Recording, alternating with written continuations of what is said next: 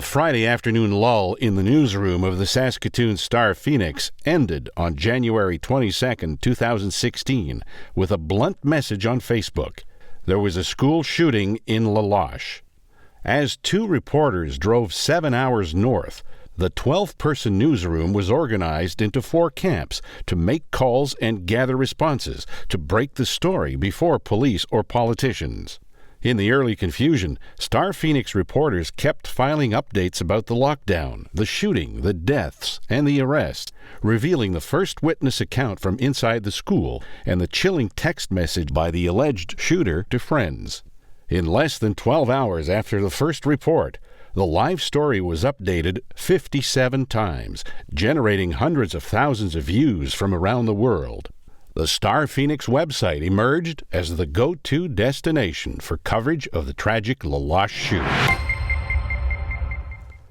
The ferocious wildfire called the Beast that forced nearly 90,000 people to flee Canada's oil sands region and destroyed thousands of homes in and around Fort McMurray last May seemed to be an almost surreal event.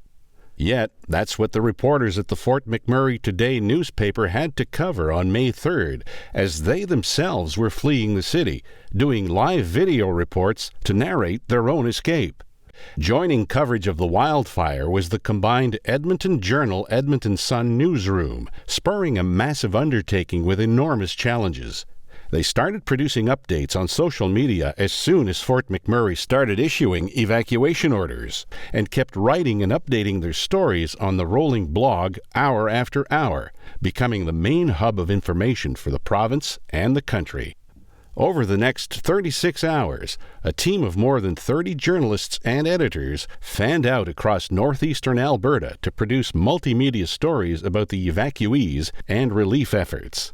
In videos, social media, photography, and newspaper stories, they portrayed the harrowing and emotional event, putting a human face to the thousands of people caught up in the evacuation.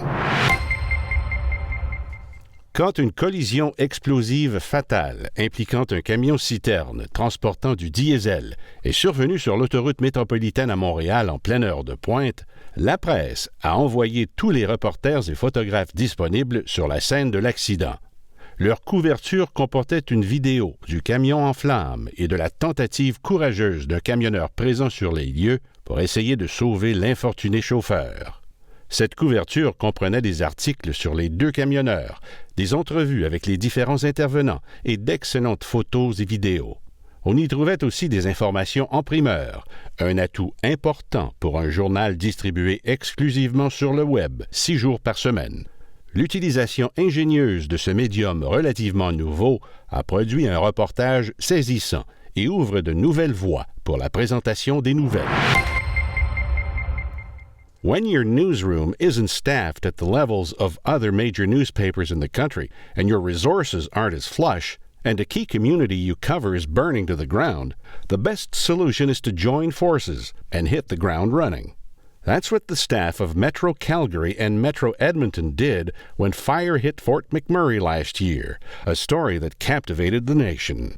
Their efforts produced comprehensive coverage in stories, photos, videos, and online. The work these two teams did under conditions many of us have not experienced, with an eye to humanizing the fire and its impact on the people who live there, was an example of journalism at its finest.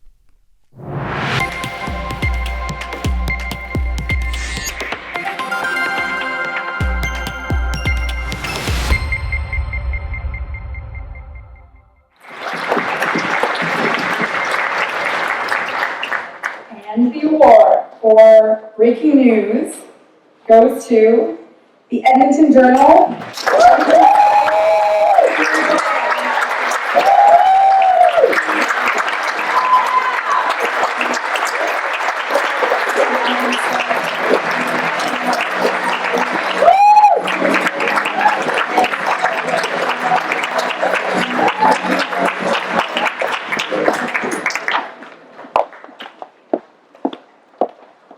Thank you very much.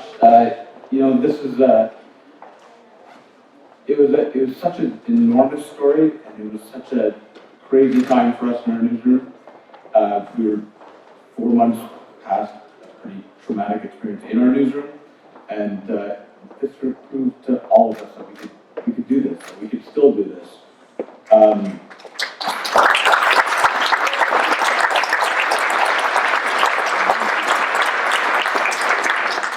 It was a huge undertaking to, 90,000 people almost evacuated from a city that, was almost like this mythical place up north. And it's sort of big bucks, big trucks, that's kind of what everybody thinks of. And, but it's not that. And I think what we were able to do, and what I hope we were able to do, is that we were able to put a face to a place, to a city that was a real place. And this was an enormous story for us in our region. I want to thank specifically to Gordon Motley, who was our editor at the time, who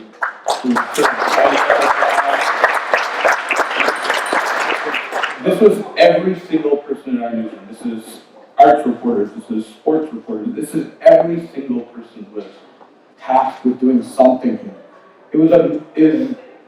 The enormity of it was nothing that I don't think any of us had ever seen before. But for us, we're disconnected in the newsroom. It's hours away for most of us. For Olivia from Fort McMurray, and for Sarah, who's our main writer, who's from Fort McMurray, it was a personal story. They were literally gathering their things and fleeing the city and reporting at the same time. But I think Olivia, you should come up and say a couple words.